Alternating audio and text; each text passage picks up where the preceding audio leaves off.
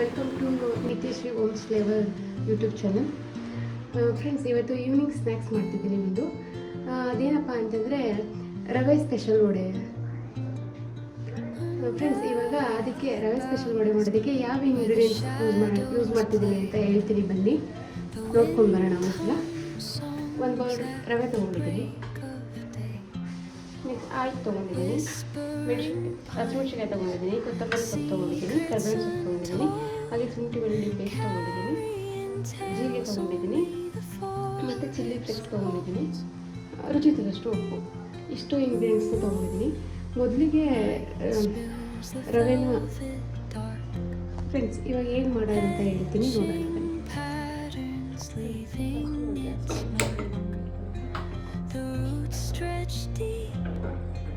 The earth's gentle sigh, a lullaby sung to the open sky.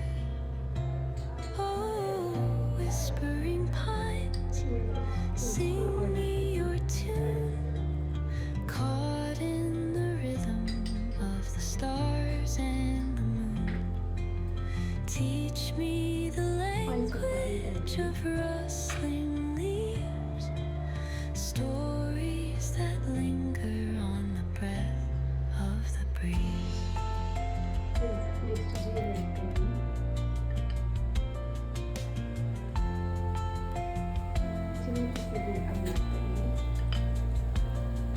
The dawn paints gold on the mountain's crown, while rivers whisper truths as they flow down.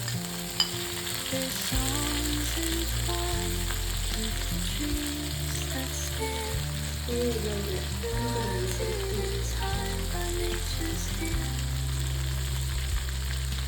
Each echoing step on the forest floor opens a world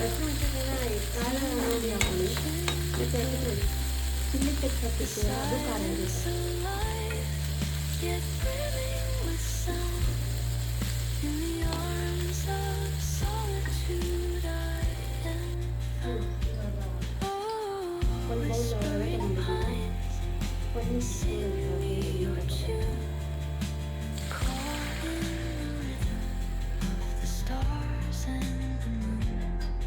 Teach me the language of rustling leaves, stories that linger on the breath of the breeze. Salt ಹಾಕ್ತೀನಿ.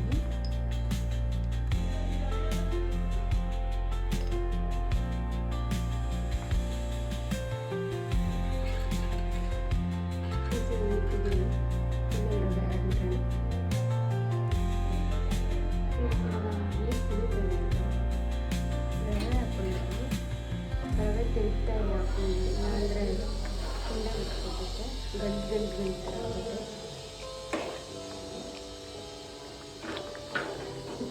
ರೋಸ್ಟೆಲ್ಲ ಇಟ್ಕೊತೀನಿ.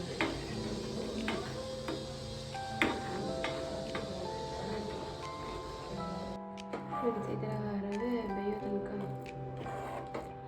ತಿರುಗ್ತಾನೆ ಇದ್ದೀನಿ. ಈಗ ಉಪ್ಪಿಟ್ಟೆಲ್ಲ ಮಾಡ್ತೀವಿ, same ಸ್ವಲ್ಪ ತಿಂಗಳು ಅದೇ ಥರ. ಇವಾಗ ಆಗಿದೆ, ಅದು ಫುಲ್ ಬೆಂದಿದೆ. ಈಗ ಸ್ಟವ್ ಆಫ್ ಮಾಡಿ ಇದು ಸ್ವಲ್ಪ ಆರಟ್ಟು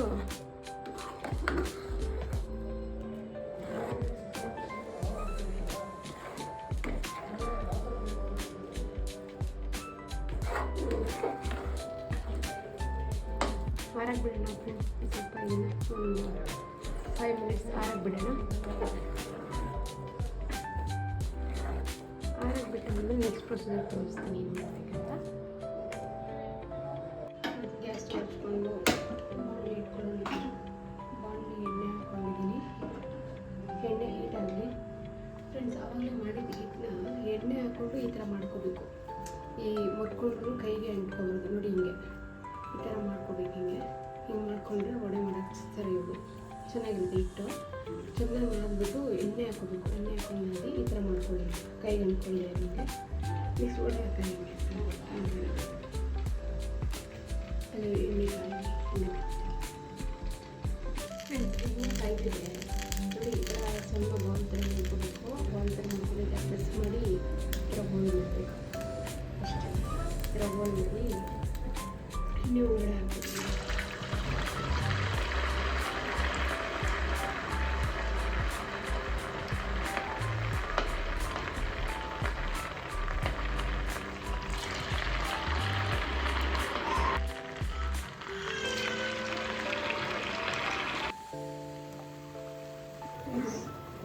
ವಡೆ ಆಗಿದೆ, ನೋಡ್ತಿದ್ದೀರಾ ಅಂತ ನೋಡೋಣ. ಸ್ವಲ್ಪ ಗೋಲ್ಡನ್ ಕಲರ್ ಬರುತ್ತೆ ಪ್ಲೇಟಲ್ಲಿ ಕರಿಬೇಕು. ಆಗಿದೆ ಇದು ನೋಡಿ, ಸರ್ವ್ ಮಾಡೋಣ.